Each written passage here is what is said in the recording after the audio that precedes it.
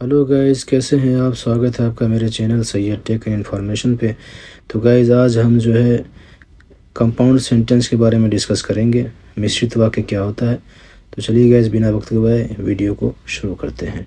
What is compound sentence? संयुक्त वाक्य क्या है। जैसा कि आप नाम से ही आपको समझ में आ रहा है, कंपाउंड सेंटेंस। कंपाउंड का मतलब होता है मिश्रित, संयुक्त। तो मिश्रित वाक्य बनेगा जब किसी दो या दो से अधिक वाक्यों को आप जोड़ेंगे, तो जो जोड़ के जो सेंटेंस बनेगा उसको हम कंपाउंड सेंटेंस कहते हैं। यानी कि मिश्रित वाक्य वो होगा जिसमें दो या दो से अधिक वाक्यों को जोड़ के बनाया जाएगा। आप डिफिनीशन पढ़ लें। A compound sentence is one that has two और more independent clauses connected by a coordinating conjunction. संयुक्त वाक्य वह होता है जिसमें दो या दो से अधिक स्वतंत्र उपवाक्य एक संयोजक समुच्चय बोधक द्वारा जुड़े होते हैं। ये तो आपका डिफिनीशन हो गया, लेकिन इसका मतलब मैंने आपको समझा दिया। दो या दो से अधिक वाक्यों को जब मिला के कोई वाक्य बनेगा उसको हम कंपाउंड सेंटेंस कहते हैं। अब आइए एग्जाम्पल से समझते हैं। I am ready to go but my brother has not reached home yet. मैं जाने के लिए तैयार हूँ लेकिन मेरा भाई अभी तक घर नहीं पहुंचा है। तो यहाँ पे देखिए, दो इंडिपेंडेंट सेंटेंस है। इन दोनों को जोड़ा गया है बट से। जब जोड़ के जो सेंटेंस बना है उसको हम कंपाउंड सेंटेंस कह रहे हैं। आगे मैं समझाऊंगा आपको इंडिपेंडेंट क्लॉजेस क्या होते हैं, कोऑर्डिनेटिंग कंजंक्शन क्या होते हैं। आगे मैंने उसको डिटेल्स में बताया है। तो चलिए दूसरा एग्जांपल भी देख लेते हैं। Jerry did not complete his homework so teacher punished him. Jerry ने अपना गृह कार्य पूरा नहीं किया, इसलिए शिक्षक ने उसे दंडित किया।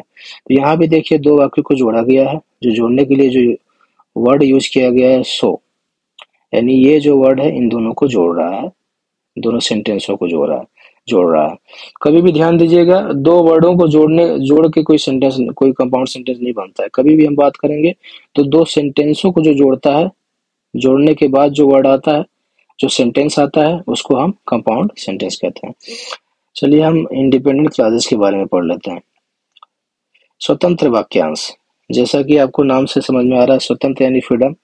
यानी ये वाक्य अपने आप में फ्रीडम है। यानी अगर आप इसको अकेला आप रख दें तो आपको इसका पूर्ण अर्थ समझ में आ जाएगा। यानी इसको आप संपूर्ण वाक्य भी कह सकते हैं। यानी a independent clause is a group of word with a subject and verb. यानी इंडिपेंडेंट क्लॉज जो है शब्दों का वो समूह है जिसमें एक कर्ता होगा, एक क्रिया होगी। It is one that can stand alone and makes complete sentence. यानी ये अकेला ही अपने आप में एक संपूर्ण सेंटेंस है। यानी आप इसको अकेला कहीं लिख देंगे तो आपको इसका पूरा अर्थ समझ में आ जाएगा। ठीक है, इसीलिए इसको इंडिपेंडेंट क्लॉज कहते हैं। यहाँ पे मैंने हिंदी में भी लिख दिया, आप एग्जाम्पल से समझें। I know how to drive a car but I enjoy riding bikes. मैं कार चलाना जानता हूँ लेकिन मुझे बाइक चलाने में मजा आता है। आप सपोज आप ये वाला इसके आगे का लेकिन मुझे बाइक चलाने में मजा आता है इसको हटा भी दें, तो यहाँ पे देखिए, मैं कार चलाना जानता हूँ, तो आप इस वर्ड को लिख देंगे तो कौन नहीं समझ जाएगा कि यार ये क्या कहना चाहता है। यानी आपको इसका पूर्ण अर्थ समझ में आ रहा है। ठीक है, उसी तरह से अगर आप इसको हटा दें आगे वाला, तो मुझे बाइक चलाने में मजा आता है। अगर आप इसको इसको बस अकेला आप इसको इसी को बस लिख दें, मुझे बाइक चलाना में मजा आता है, तो कोई भी समझ जाएगा कि हाँ ये क्या कहना चाहता है। यानी आपको इसका संपूर्ण अर्थ समझ में आ रहा है। इसी को हम इंडिपेंडेंट क्लास कहते हैं। चलिए आगे बढ़ते हैं। कोऑर्डिनेटिंग कंजंक्शन किसे कहते हैं? समायोजन समुच्चय बोधक।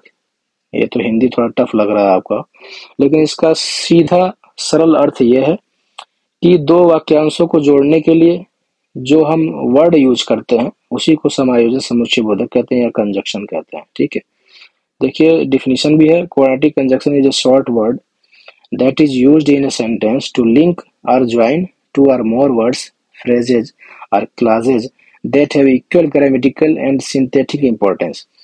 यानी दोनों का जो है, दोनों एक सेंटेंस होना चाहिए, अपने में एक पूर्ण सेंटेंस होना चाहिए ग्रामेटिकल वे में। उनको जोड़ा जाता है, उसको जिस शब्द से जोड़ा जाता है उसी को क्वाड्रेटिक कंजंक्शन कहता है। एग्जाम्पल आप समझ लीजिए, फॉर, एंड, नॉर, बट, और, येट, सो, के लिए, और ना, लेकिन, या अभी तक, इसलिए। यानी इन सब शब्दों को जो है दो सेंटेंसों को यूज कर जोड़ने के लिए यूज किया जाता है। तो इसको हम क्या कहते हैं? कोऑर्डिनेटिंग कंजंक्शन कहते हैं। तो गाइज, उम्मीद करता हूँ कि ये वीडियो आपको समझ में आया होगा। तो गाइज, इस वीडियो को ज़्यादा शेयर करें और मेरे वीडियो को लाइक करें और मेरे चैनल को सब्सक्राइब भी करें। तो चलिए गाइज, मिलते हैं नेक्स्ट पार्ट में। तब तक के लिए